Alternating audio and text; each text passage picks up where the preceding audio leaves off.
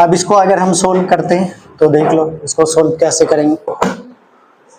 पहले क्या दे रखा है तो लिखो, क्या दे रखा, 5 to the power 2y equals to में 25, और फाइंड क्या करना है, ये दे रखा है और ये हमें फाइंड करना है।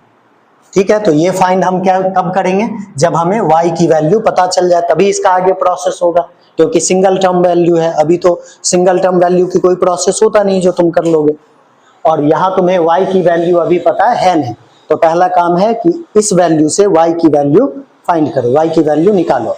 y की वैल्यू अगर निकालते हो तो ये डिजिट फर्स्ट टर्म जो है ये सेम का सेम आएगा, क्यों, क्योंकि 5 का कोई स्क्वायर रूट नहीं होता और सिंगल टर्म वैल्यू है तो इसका कोई प्रोसेस भी नहीं होगा। 25 का हम सोल्व करेंगे, प्रोसेस करेंगे, तो अगर प्राइम फैक्टराइजेशन से करोगे तो भी तुम्हारा 5 2 टाइम आएगा, तो 5 to the power 2 लिखो, या इसका स्क्वायर रूट निकालते हो वर्गमूल, तो 25 का वर्गमूल कितना होता है 5, तो 5 का स्क्वायर। दोनों कंडीशन में से जो कंडीशन लिखना है लिख लो।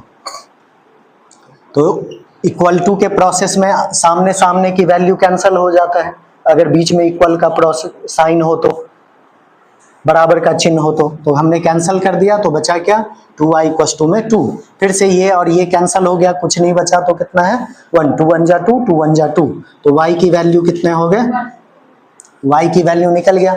हमें y ही चाहिए था ये फाइंड करने के लिए, y हमारे पास आ गया।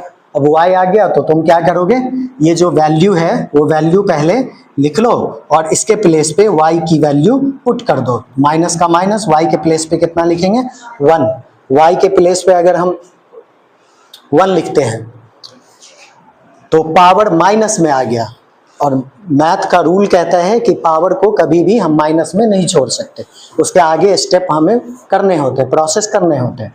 तो पावर का माइनस साइन जो है वो हम कैसे हटाएं, तो पावर का साइन हटाने का सिंपल मेथड है कि डिजिट का रेसिप्रोकल कर दो।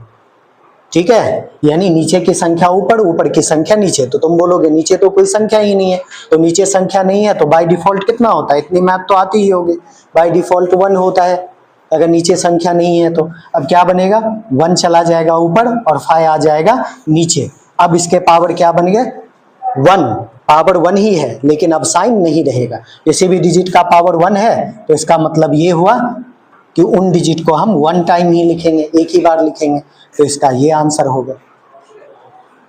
ठीक है, अब आ जाओ क्वेश्चन नंबर 3।